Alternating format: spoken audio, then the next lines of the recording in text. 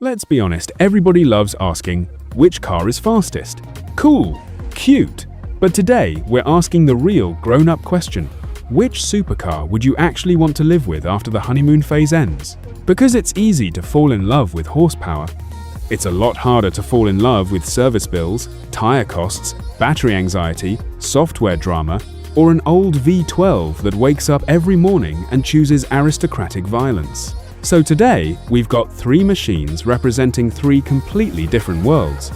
First, the Rimac Nevera, the electric tech titan. Second, the Ferrari SF90 XX Stradale, the hybrid bridge between old-school combustion madness and the electric future. And third, the Ferrari 250 GTO, the classic icon that reminds us cars used to be less software and more soul. Let's start with the Rimac Nevera. Because this thing doesn't accelerate, it basically teleports. 1,914 horsepower, 0 to 60 in 1.74 seconds. That's not a launch.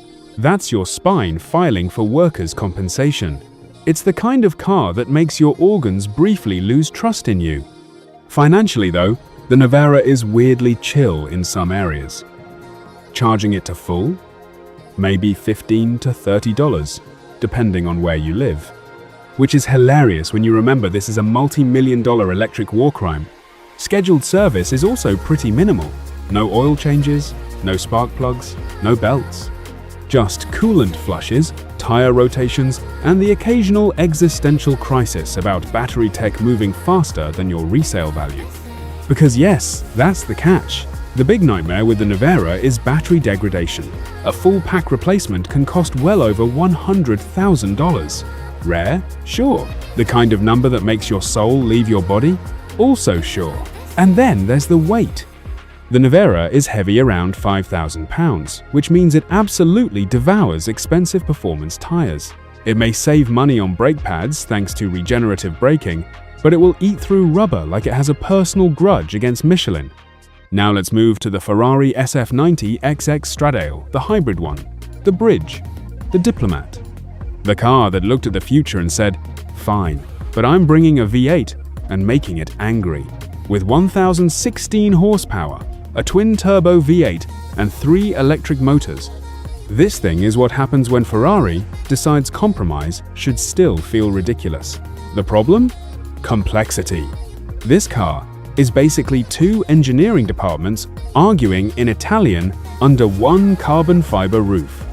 You've got premium fuel, electricity, a race-spec engine, a high-voltage battery system, and software that probably knows your emotional weaknesses. When it works, it's brilliant. When it doesn't? Congratulations! You now own a very expensive lesson in modern systems integration. Sensor failures, electrical gremlins, hybrid issues. This is not the kind of car you sort out in the garage. This is the kind of car that says, call the factory-certified technician and don't touch anything shiny. Still, the resale story is strong. Limited production helps, and the SF90 XX feels like the kind of car future collectors will point at and say, that was peak hybrid lunacy. And then we get to the Ferrari 250 GTO, the classic, the myth, the rolling reminder that sometimes beauty and violence wear the same suit. On paper, it's almost adorable next to the Rimac and the SF90, a naturally aspirated V12 making around 300 horsepower. But that misses the point completely. The 250 GTO isn't about winning spec sheet drag races, it's about connection, sound, balance, and the kind of mechanical honesty that modern cars can only imitate. Owning one, though, is not casual. High-octane fuel, constant vigilance, oil leaks that feel less like problems and more like tradition, plus tuning and maintenance that require patience, money, and probably a therapist. Rust, aging seals, and delicate components are always lurking in the shadows like old Italian ghosts. But unlike the Nevera or the SF90, the 250 GTO is the kind of machine a proper specialist can actually understand with tools, experience, and enough espresso. And then comes the ridiculous part: resale.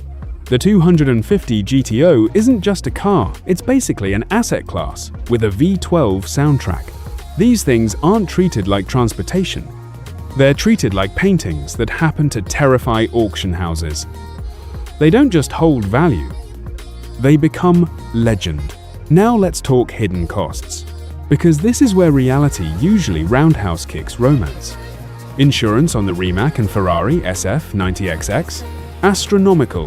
One weird little bump and suddenly everybody is discussing battery modules, high voltage sensors, and whether your wallet still has a pulse. The 250 GTO, on the other hand, often ends up under specialist collector insurance, still serious obviously, but handled like you're insuring the automotive crown jewels, not just a very fast object. So what's the real answer here? The Rimac Nevera is for the person who wants the future now absurd speed, low routine servicing, and the smug satisfaction of owning a rolling supercomputer.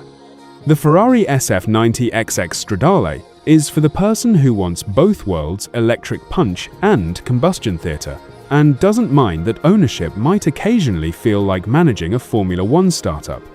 And the Ferrari 250 GTO is for the romantic, the collector, the person who believes emotion, heritage, and beauty matter more than launch control. So tell me, do you want the tech titan, the hybrid bridge, or the mechanical icon? Because speed gets attention, but ownership? Ownership tells the real story.